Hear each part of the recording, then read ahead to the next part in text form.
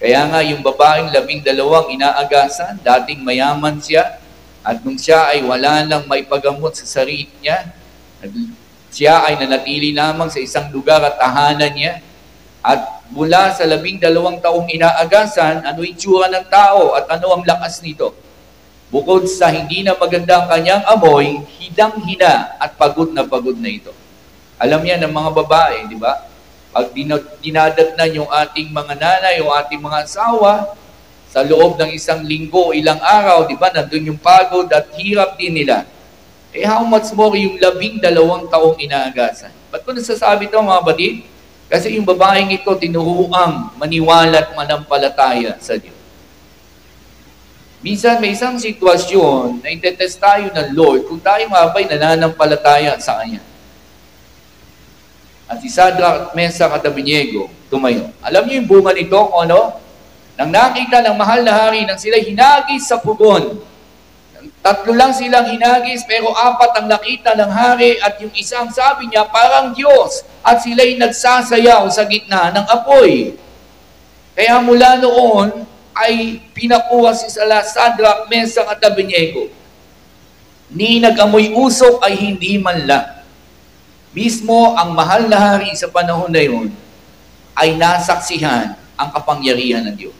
Kaya sabi ng mahal na hari, alam niyo sinabi niya, sa panahon ito at sa araw na ito, sa lahat ng aking nasasakupan, wala nang ibang Diyos na kikilalanin kundi ang Diyos ni Sadrach, Mesach at Abednego. Wow!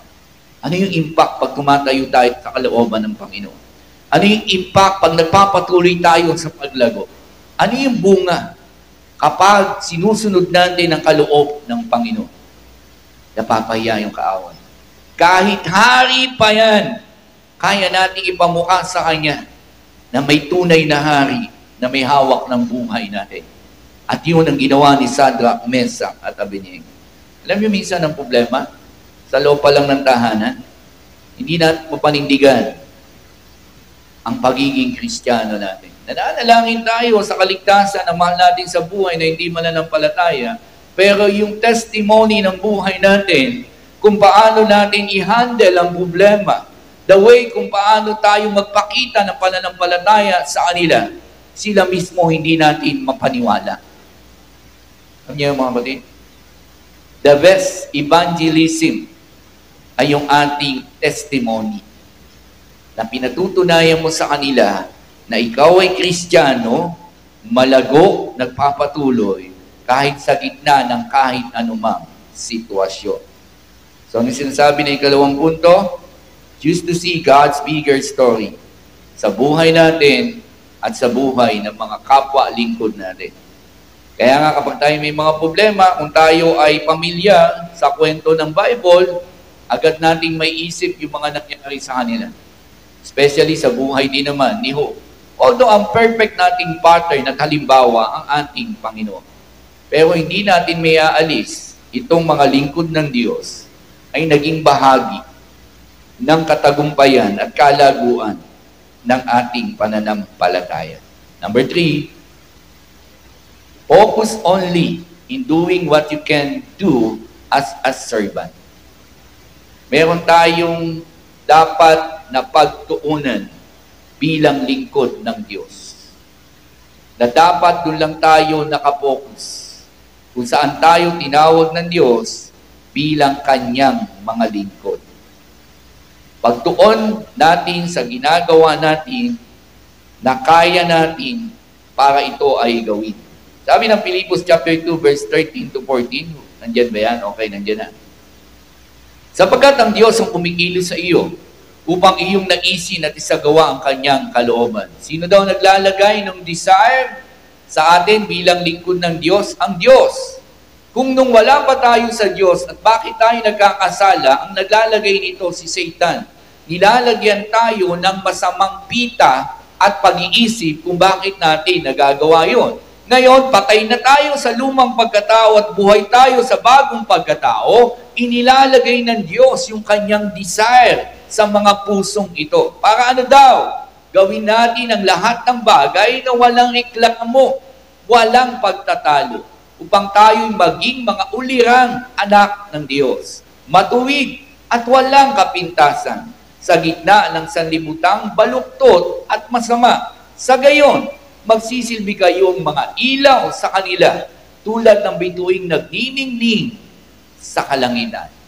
Ganyan ang nangyayari sa isang lingkod ng Diyos kapag nakapokus siya sa alam niyang pagkatawag niya at kalagayan niya bilang lingkod ng Panginoon. Saan mo man siya dalhin, sino man ang kaharap niya, sino man ang kasama niya, hindi siya maiimpluwensyahan nito.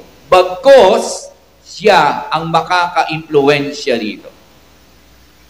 But the question is, tayo ang naiimpluwensyahan nila. Lalo na kapag mas marami sila nakasama natin. At minsan nga, hindi na natin mabanggit ang Diyos. Mas, ini-entertain natin yung the way ng kanilang pananalita, yung the way ng kanilang pamumuhay. Parang mas masaya yung buhay na pinili nila kaysa sa buhay na gusto natin. Alam niyo mga kapatid, pagkasama natin yung mga unbeliever, parang mas masaya kayo kaysa pagkasama niyo ang mga kapatid sa church. Diyan ba kayo? Hindi kasi, Pastor, pag sa church, kailangan tayo, seryoso tayo eh. Kailangan tayo, banal tayo eh. Pero pag sa labas, okay, baka tayo nakawala sa koral, magliwaliw, walang tinatago, walang pinipikil, okay.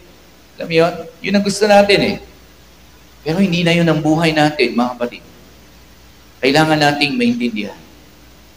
Wala na tayo sa dating pagkatao at tayo'y binago na ng Diyos.